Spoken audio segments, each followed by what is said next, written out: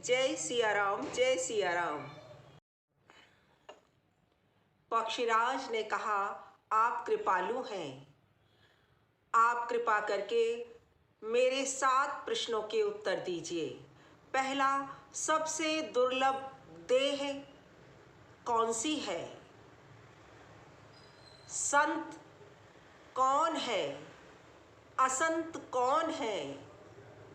सुख क्या है? दुख क्या है?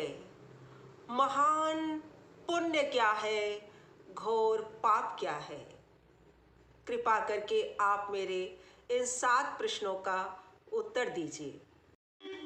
उन्होंने कहा, मनुष्य का शरीर संसार में सबसे दुर्लभ है। उन्होंने बताया, दरिद्रता सबसे बड़ा दुख है और संतों की संगति सबसे बड़ा सुख है। मन, वाणी और कर्म से, शरीर से दूसरों का उपकार करना, दूसरों की भलाई करना संतों का सहज स्वभाव है और दूसरों को कारण अकारण कष्ट देना असंतों का गुण है। उन्होंने बताया, अहिंसा सबसे बड़ा पुण्य है। अहिंसा श्रेष्ठ धर्म है। और उन्होंने ये भी बताया कि दूसरों की निंदा, पर निंदा करना सबसे बड़ा पाप है। उन्होंने बताया, सब रोगों की जड़ मोह है। और उन्होंने कहा कि जैसे शरीर में विकार या रोग उत्पन्न होते हैं, शरीर के 3 तरह के दोष होते हैं जिनके कारण, तो उन्होंने कहा काम वायु विकार है। काम वायु विकार की तरह से होता है। और उन्होंने बताया कि जो लोभ है वह कफ की तरह से, कफ दोष की तरह से होता है और क्रोध पित्त दोष की तरह से होता है।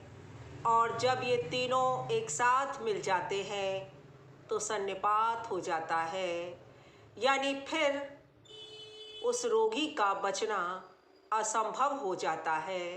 अतः इन तीनों दोषों पर नियंत्रण रखना रोग मुक्त होने के लिए अत्यंत आवश्यक है। उन्होंने बताया, ममता दाद है, ईर्ष्या खाज है। और उन्होंने बताया कि शरीर में जो गांठ रोग है वे अहंकार है। और उन्होंने कहा कि छल, कपट, पाखंड ये नहरुआ रोग है। उन्होंने बताया, तृष्णा जलोदर है।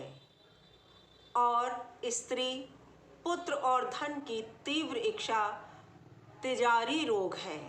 उन्होंने बताया, अविवेक और मत्सर 2 प्रकार के ज्वर हैं।